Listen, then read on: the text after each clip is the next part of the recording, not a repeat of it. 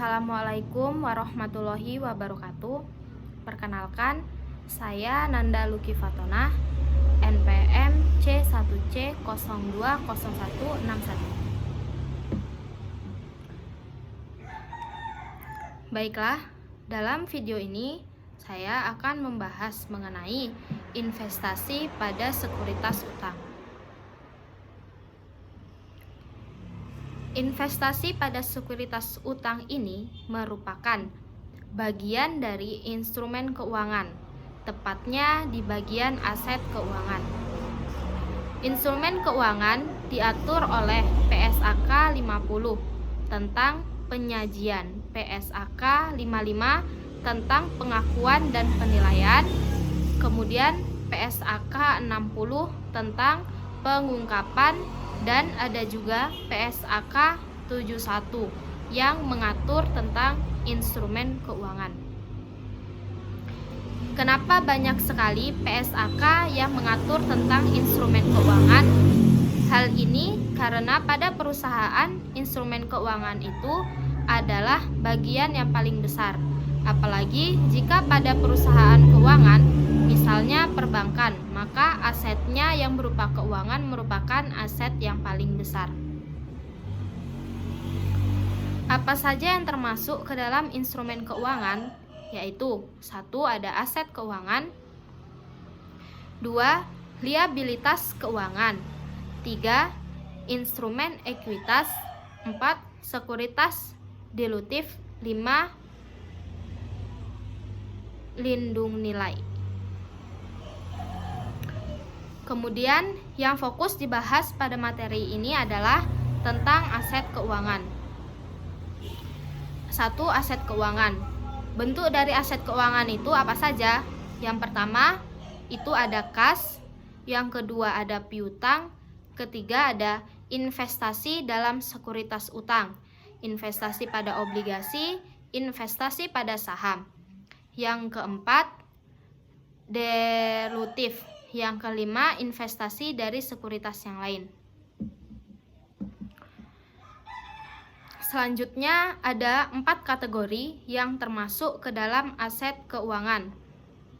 Yang pertama, aset keuangan yang diukur pada nilai wajar melalui laba rugi, yaitu perusahaan akan mencatat aset keuangan ketika perusahaan memperoleh sebesar harga perolehan. Jika ada biaya transaksi itu akan dicatat secara terpisah dan harus dicatat sebesar nilai wajar pada saat tanggal pelaporan. Kedua, aset keuangan yang dimiliki hingga jatuh tempo, yaitu perusahaan akan mencatat aset keuangan sebesar harga perolehan. Jika ada biaya transaksi, maka ditambahkan menjadi bagian dari harga perolehan. Selanjutnya ada pinjaman dan piutang, yaitu perusahaan akan mencatat aset keuangan berupa pinjaman atau piutang itu sebesar harga perolehan. Kemudian aset keuangan tersedia untuk dijual, yaitu perusahaan akan mencatat aset keuangan sebesar harga perolehan. Jika ada biaya transaksi, maka ditambahkan menjadi bagian dari harga perolehan. Kemudian, akuntansi untuk aset keuangan ini bergantung pada kategori aset keuangan apa yang digunakan. Selanjutnya ada liabilitas keuangan. Contoh atau bentuk dari liabilitas keuangan. Yang pertama itu ada obligasi, yang kedua ada hutang wesel, yang ketiga ada hutang hipotek. Selanjutnya yang ketiga yaitu instrumen ekuitas. Contoh atau bentuk dari liabilitas keuangan. 1. Ada saham, saham biasa dan saham istimewa. 2. Ada agio saham, agio saham biasa dan agio saham istimewa. Yang ketiga ada retained earning, yang keempat ada treasury share. Kemudian sekuritas derivatif atau sekuritas turunan. Yang kelima lindung nilai atau sekuritas nilai, yaitu sekuritas turunan dan sekuritas nilai tidak dibahas pada materi ini. Selanjutnya, akuntansi dengan terkait aset keuangan.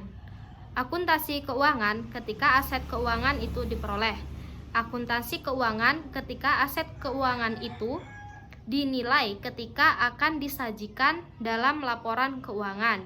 Jika dalam buku Dwi Martani mengelompokkan menjadi